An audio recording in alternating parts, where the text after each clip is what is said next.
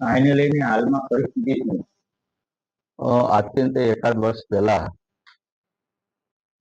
જે હીરામાં ખૂબ જ 2-3 વર્ષથી મંદીનો માહોલ હતો, જેની સીધી અસર આપણા બોટાદ જિલ્લામાં થઈ હતી. તમે જોયું છે કે બોટાદ જિલ્લામાં 80,000 કરતાં પણ વધારે રત્ન કલાકારો છે, હીરા સાથે વ્યવસાય સાથે જોડાયેલા છે. એવામાં એ લોકોને પોતાનું પરિવારનું ઘર ચલાવવા માટે મુશ્કેલી થતી, બાળકોને ફી ભરવા માટે મુશ્કેલી થતી.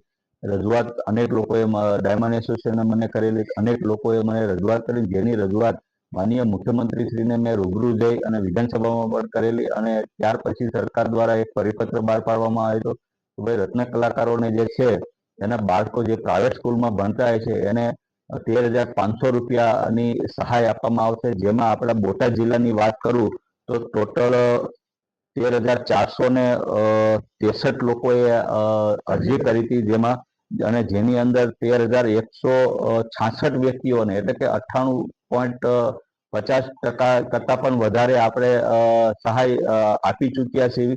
પણ ક્યાંક ને ક્યાંક આમાં થોડીક મને મારી જે રજૂઆત હતી એને થોડુંક અલગ થયું છે. મારી જે રજૂઆત હતી કે ભાઈ દરેક રત્ન કલાકારોને એના ખાતામાં પૈસા આપવામાં આવે, જે રીતના આપણે ખેડૂતોને ડાયરેક્ટ ખાતામાં પૈસા આપીએ છીએ, પણ સરકારે જે તે પ્રાઇવેટ સ્કૂલોને આમાં ડાયરેક્ટ એના પ્રાઇવેટ સ્કૂલના ખાતામાં જ આપવામાં આવ્યા છે. એટલે આગળના સમયમાં હું સરકારનું, મુખ્યમંત્રીનું ધ્યાન દોરવાનો છું કે ભાઈ જે રત્ન કલાકારો કરે છે એ એનું આર્થિક બોજો ન પડે એટલે એના ખાતામાં જ પૈસા આપવામાં આવે. અને ઘણી બધી સ્કૂલો એવી છે કે એ વાલીઓએ પૈસા ભરી દીધા છે તો હજી સુધી એને પૈસા ફી પાછી આપવામાં આવી નથી. અને ઘણા બધા રત્ન કલાકારો એવા છે કે એના બાળકો સરકારી સ્કૂલમાં ભણે છે, કારણ કે એની સ્થિતિ અતિ પછાત હોય છે. તો એને પણ સહાય ચૂકવવામાં આવે તેવી માંગણી હું મુખ્યમંત્રી શ્રી પાસે કરવાનો છું.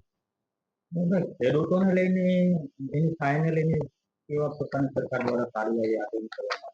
જી, આમ તો તમે જોયું છે કે ભાઈ અતિવૃષ્ટિ થઈ ત્યારે આપણા બોટાદ જિલ્લામાં ખેડૂતોને ખૂબ જ હાલાકી ભોગવી રહી હતી. મોટાભાગના કપાસના પાકને નુકસાન થતું એ વખતે, અને ઘણા બધા ચોમાસુ પાકને પણ નુકસાન થયું હતું. ત્યારે મોટાભાગના ખેડૂત